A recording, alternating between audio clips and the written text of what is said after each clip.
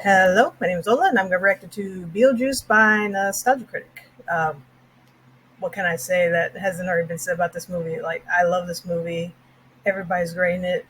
Everybody from Tim Burton to Michael Keaton, Alec Baldwin, the writer Gina Davis, and I love the stop motion animation that pops up randomly. Anyway, why am I wasting time with the intro? Let's go. Oh yeah. If you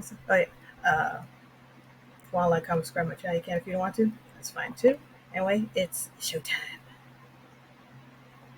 This episode brought to you by Stamps.com. Why go to the store to get stamps when you can have them printed right at home for your convenience? Also brought to you by Chime, the award-winning app and debit card that can save you money today.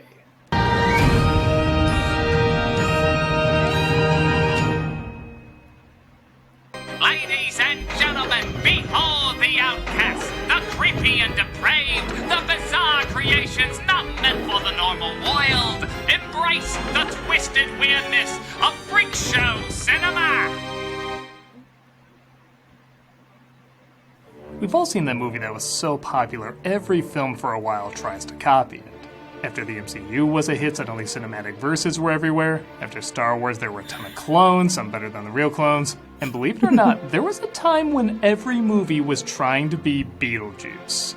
Granted, some of these films were stories before this movie came out, but it's clear Beetlejuice had an influence on their productions. They're supernatural comedies with a dark edge involving monsters or ghosts, and usually have a comedic talent who's not the main character, but often steals the show with an over-the-top performance.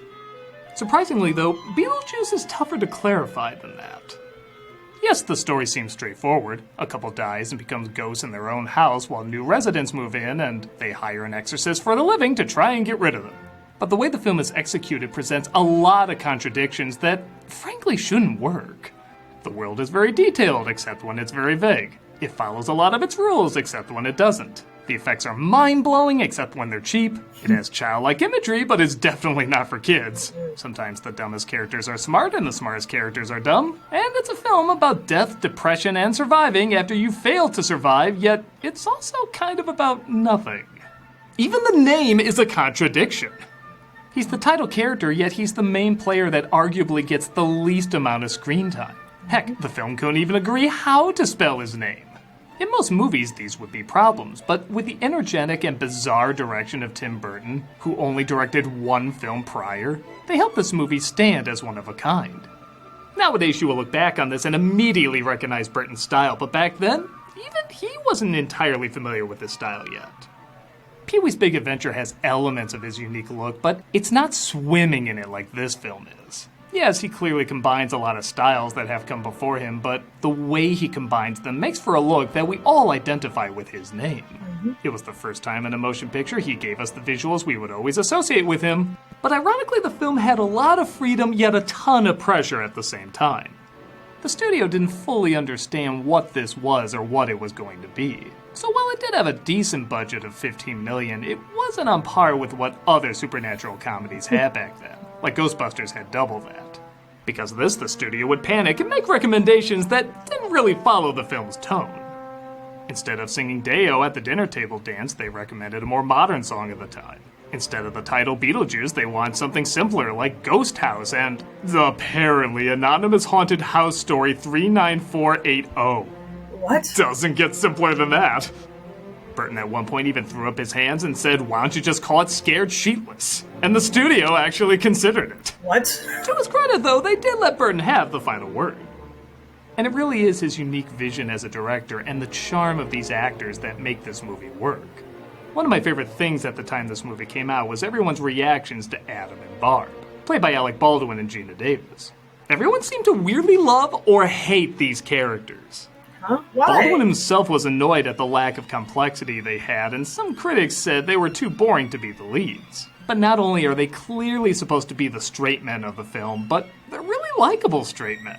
They're simple, they're happy, you can tell they lived a nice life together, and you feel their chemistry. Yeah. It's a great contrast to everything that comes up later. Like they took a vacation to get away from the complications and bureaucracy of life, only to find the afterlife is nothing but complications and bureaucracy. Roger Ebert actually gave this a negative review because he thought they were too likable and wanted to see a film just about them. I liked that relationship between Gina Davis and Alec Baldwin. I thought it was going to be a goofy, silly comedy about this young married couple trying to fix up this crummy house. So it's pretty funny for all the strange imagery in this film. The one major split everybody had was on arguably the safest characters in the flick. Naturally, a traveling circus of character actors make up the rest of the cast, as they should. Catherine O'Hara, Jeffrey Jones, Glenn Shaddix, and Winona Ryder had all dabbled in comedy before and worked very naturally as an unnatural family. There's even totally random casting like Dick Cavett and Robert Goulet, who are fine, but not in the movie long enough to justify them being there. Maybe the studio recommended them too, I don't know. You are a flake. You have always been a flake. If you insist on frightening people, do it with your sculpture. All the characters in the afterlife, of course, give performances as big as the effects they're covered in. Thanks, I've been feeling a little flat. Even side characters who get little to no screen time do a great job. Look at this lady trying to sell the house. I don't even know if her performance added up amounts to 2 minutes, but she creates a fully fleshed out character in that mere 2 minutes she has. What happened to the people who used to live here? They drowned. Yes, they were family. I was devastated. Here. But as you'd expect, the big scene stealer is Michael Keaton in the main role. I've seen The Exorcist about 167 times, and it keeps getting funnier every single time I see it. When I was a kid, I could not believe this was the same guy who played Batman. Me too! I've obviously seen him in many roles since and noticed how versatile he was, but back then, my 8-year-old mind could not comprehend this was the same person. Turn around and look behind you. Hi, how are you? This is another performance that easily could have backfired. A good example of this is Howie Mandel in one of the film's clones, Little Monsters. Boo. He's clearly giving it his all to try and make the material work, but it just isn't there. So it comes across as dedicated, but awkward. Here, you can tell the actors worked hard to get the timing down of these well-written jokes, because so much of what makes them work is the speed and spontaneity of it. You didn't have to, but you picked me. It makes me want to kiss you guys. Come on, give me one. I love how to win them over, Keaton is wearing Baldwin's clothes in between cuts just so he can say, We even shop at the same store. You'd easily miss that edit because they're throwing so much at you. My 2 favorite scenes are, of course, the scary face gag. Can you be scary? What do you think of this? You like it? Which was originally a backup joke in Pee-wee if it turned out they couldn't get the large Marge effect right. And also the throwing voice joke. Possession. Good. Learn to throw your voice. Fool your friends. Fun and party. I love this one because most directors would do a close-up of Davis's face talking with Keaton's voice so you wouldn't miss it. But Burton lets your eye wander to figure out the voice is coming from her. You see, Keaton isn't talking, so naturally you go to Baldwin. You see, he isn't talking, so then on a lark you go to Davis, who's finishing up saying her line just as you realize what's going on. It's only a 3-second joke, but it's staged perfectly among all the other fast-paced humor here. By the way, fun fact, this is the first time I ever heard the F word. Again, in a PG film at a time when PG actually meant you should have parental guidance. Nice fucking model! My grandma was visiting just after I watched this scene, and you guessed it, I greeted her by quoting that line and mimicking that action. All I can say is, I did not repeat that line or reenact that action ever again. In fact, I'm supposed to punish myself if I even mention it. I'll see you in a few minutes. I have a corner to be in.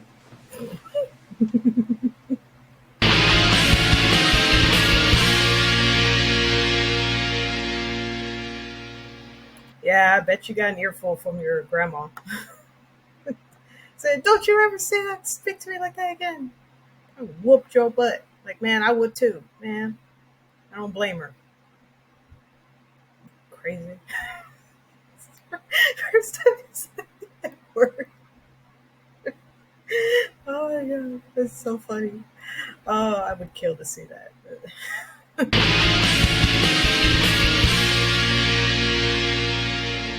One of the hot things right now in movies, shows, games, books, really any entertainment, is world building. The world building in Beetlejuice is both some of the best and some of the worst you'll ever see. It's some of the best because the world has a very defined look and virtually anything can happen in it. There is definitely a consistency to its look and oddness. It's some of the worst because the rules aren't very well defined. Which, don't get me wrong, is part of the joke. They're just given a handbook that, as they say, reads like bad stereo instructions. Geographical and temporal perimeters. Functional perimeters vary from manifestation to manifestation. So the film does have that leeway that doesn't need to explain everything. But even the rules that are explained are inconsistent. Everybody always looks the way they died, but if so, why aren't Adam and Barbara always dripping wet? Apparently they were gonna do this, but they realized it would be too annoying and even distracting to keep up. They know they can't be seen, yet they never think to move something around like Poltergeist to scare the people away. And even within the rules of the world, it's not clear how they can force people to dance and sing, or how they make shrimp cocktails come to life. I guess since the shrimp are dead, they have powers too? Shit, where do shrimp go when they die in this universe? It's made clear very early on, though, that's not how this film is supposed to work. It's like asking where Edward Scissorhands got the giant blocks of ice. How can a shrunken building not be destroyed with all that shaking in Ant-Man?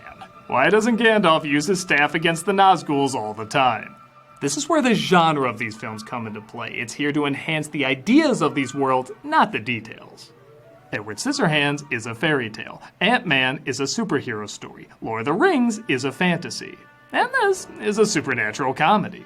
There's definitely subgenres in all these where maybe they would explain more of the details, but in the context of the worlds they created and what they're trying to do, it works. Burton even said he wanted the effects in this movie to look a little cheap. He knew the world was not meant to be taken too seriously, and he wanted the effects to reflect that, showing it operates more on a B-movie level. The funny thing is, though, while a lot of them are cheap looking, a lot of them are also pretty phenomenal. You know these are puppets and makeup and stop motion, but you also know they're really there. They're actually interacting off of a lot of these things. I think a lot of us have had CGI fatigue for some time. Now we can see a skeleton shark jump into mid-air and we feel nothing. I still feel something when I see these effects, because they were something solid that was handmade. Yep. It's because it's only one filter of illusion, making the solid thing in front of you feel alive. CG is two filters, making the thing in front of you feel alive and like it's really there. So there's a bit more of a disconnect. Even that scary snake is half stop motion and half puppet, and it's hard to tell which is which half the time. I even talked with a woman who did the effects on this thing, and she revealed this lake shot was actually a hand puppet and a little girl doubling as Catherine O'Hara. That's really inventive, and in my opinion, looks a lot more believable than if it was done with CG. It also scared the everlasting butt juice out of me when I was a kid, the way it strangely moved and interacted with everyone. Again, I don't think CG would have done that as effectively. With that said, is this a movie for kids? I know I wanted to see it bad when I was a kid, and like I said, I did, and I'm still being punished for it. I'd be lying though if I said it didn't seriously creep me out. But like I also said before, I loved that as a kid. If this movie was released today, it'd probably get a PG-13. Rotten Tomatoes even had an article declaring it a family-friendly feature.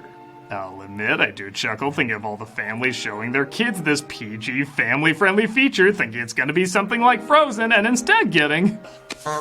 So do I personally recommend it for kids? Not really, unless you're all aware what you're getting yourselves into.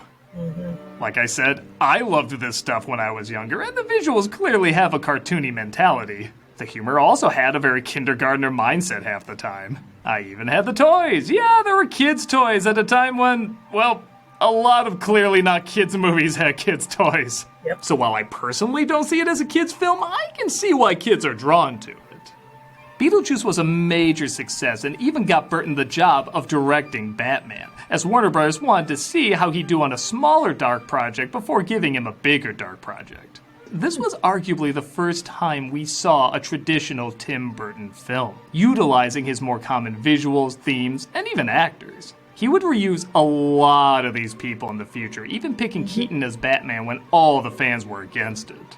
Yep. There's always talk of a Beetlejuice 2 in the future, and honestly, I don't need to see that. Keaton's still amazing, but I'm barely buying him wearing the bat suit at his age, so the idea of him under all that makeup just doesn't sound right. I'm totally down for Beetlejuice spin-offs, though, because there have been two pretty successful ones. The cartoon show, again aimed at kids, had a pretty decent run. It did change enough to be its own thing. Beetlejuice and Lydia are now friends instead of a grown man trying to marry a child. Somehow that makes that worse. But it was imaginative, it still had an edge, and true, made no sense whatsoever, but in fairness, the movie barely made any sense. There's also a successful Broadway musical that's gaining more and more fans. And once again, is inspired by the movie, but is not just doing the same thing all over again. Maybe that's one of the upsides of having a world that's so open, yet still so vague. It does give you a chance to expand and add different outlooks to it. There's some themes and ideas you should stick to, like still being about the dead and having a dark but goofy feel. But outside of that, you can kind of do whatever you want. You could do a spin-off about Juno as a caseworker, the world of Saturn and the Sandworms. Honestly, any of these characters could have a fun, original movie written around their afterlife. And I think that's why people gravitate towards it so much. Yes, it's silly, juvenile, and doesn't always add up, but it's also imaginative, energetic, and presents a lot of possibilities. It's one of those few mainstream but weird movies everybody got on board for. It didn't have to grow a cult following over time, it achieved it right away. And even years later, people are still trying to duplicate that same feel. It is a film, though, that seemed to come out at just the right time when everybody wanted something odd and imaginative, but you didn't have to think too hard about. It's a film your average moviegoer can look at and say, yeah, I like weird things sometimes. But also die-hard weirdos like myself can enjoy for its spontaneity and unique visuals. It's not often a film this strange grabs everyone, but when you see other movies that were fads for a while, I'm definitely glad this is one that people gave a spotlight to. I'm a nostalgia critic guy, remember? So you don't have to.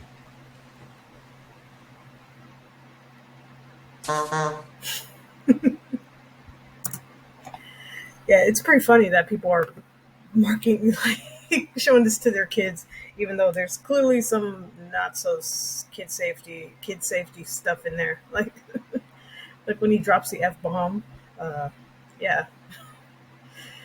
And, yeah, that's what I do love about it, is that, you just know that nowadays, if they were to make a movie like this or a sequel spin-off to this, it would just they would just use CGI. That's what I love about it, is that they use puppets and stop motion. They switch it up a bit, so that way, like, you don't get bored of it, because I mean nowadays, like, everything going by CG, it gets boring quick, and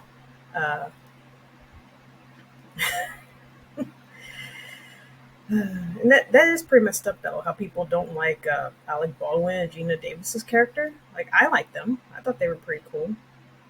What else? Yeah, and I did watch a little bit of the TV show as a kid. I don't really remember much of it. And yeah, that is pretty cool that it got a musical. I found that out. I was like, what? And yeah, a lot of movies have been trying to be like Beetlejuice and just end up failing big time. It's like, just stop. Just, try to create something original, something new. Like, why are you trying to make a copy of this? Like, come on, man. Anyway, that's it. That's my reaction to Beetlejuice by Nostalgia Critic. Everyone, take care of yourselves and each other, and I'll see you in the next one. Bye.